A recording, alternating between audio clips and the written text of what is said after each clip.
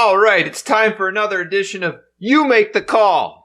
IBM presents You Make the Call.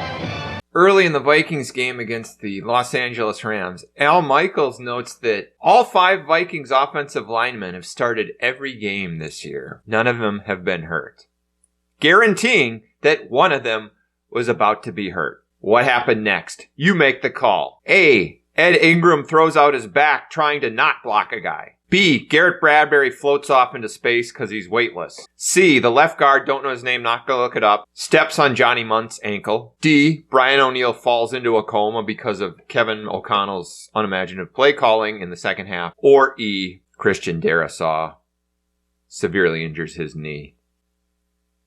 The answer is A and E, of course. Now, we can blame the Vikings' piss-poor defense. The fact that the Vikings' pass rush applied less pressure than Tim Walz' limp wrist. The fact that Harrison Smith couldn't locate a terrorist at a Hamas happy hour. The fact that Stephon Gilmore couldn't outrun Stephen Hawking without his wheelchair. The fact that after the first 2 scripted drives every week, the Vikings' offense looks like something that would make Brad Childress cringe. The fact that the Vikings offense has more pre-snap penalties than Taylor Swift has ex-boyfriends who found her too unattractive to continue dating. The fact that the refs are absolute pieces of shit. But it really comes down to Al Michaels. Al Michaels is the reason. You knew. The moment he said that. Vikings, all 5 offensive linemen have played every game, haven't been hurt. The second he said that. And you knew it wasn't going to be Ed Ingram or Bradbury. You knew. It might be Brian O'Neill, but it was probably going to be Darrisaw who got hurt. And of course, on a meaningless play.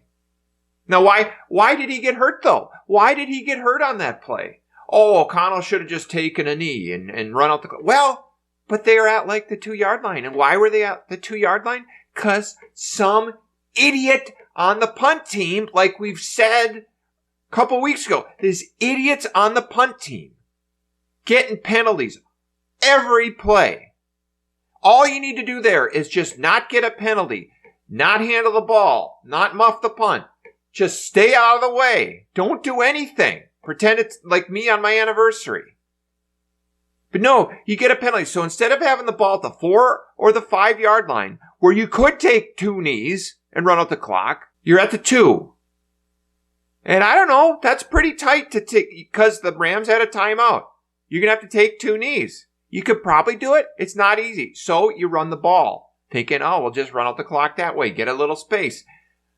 Because these stupid penalties, this stupid sloppy team, these stupid pre-snap penalties, poorly coached, mentally weak, same old Vikings. When you're a sloppy team, you pay for those mistakes in the end, and the Vikings paid by having their star left tackle injured. And yeah, it's great to have Justin Jefferson. It's great. But they have Cooper Kupp. So it's a wash. They cancel each other out. And you got to have somebody else who can step up. And if the guy you need to step up is Jalen Nailor, you're screwed. You're just not very good.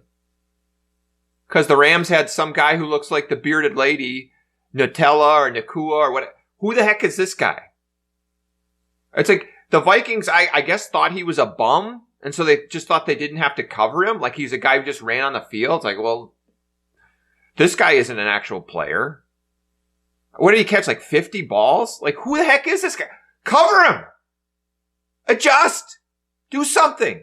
I mean, the Vikings just didn't look like a good team. Start strong. Sputter to the finish. Saw it in the Jets game. I mean, the only reason they beat the Jets is because Aaron Rodgers is such a piece of That's it.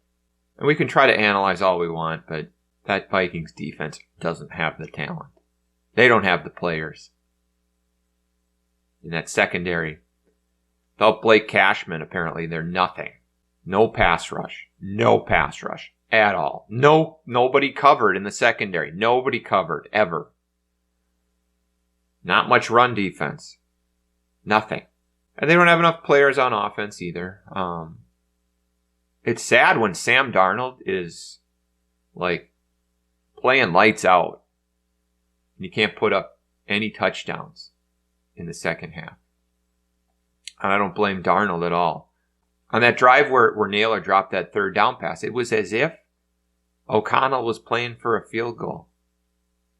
It's as if it's just let's run Aaron Jones into that brick wall on first down, run Aaron Jones into that brick wall on second down, and then hope Darnold can escape that Rams pass rush and find Naylor, who's going to drop it. There's no killer instinct, no go for the throat.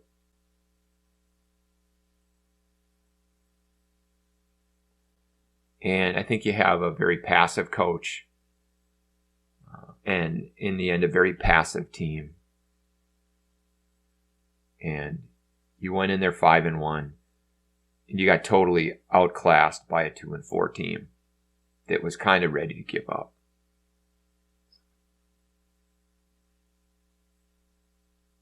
Happy Halloween.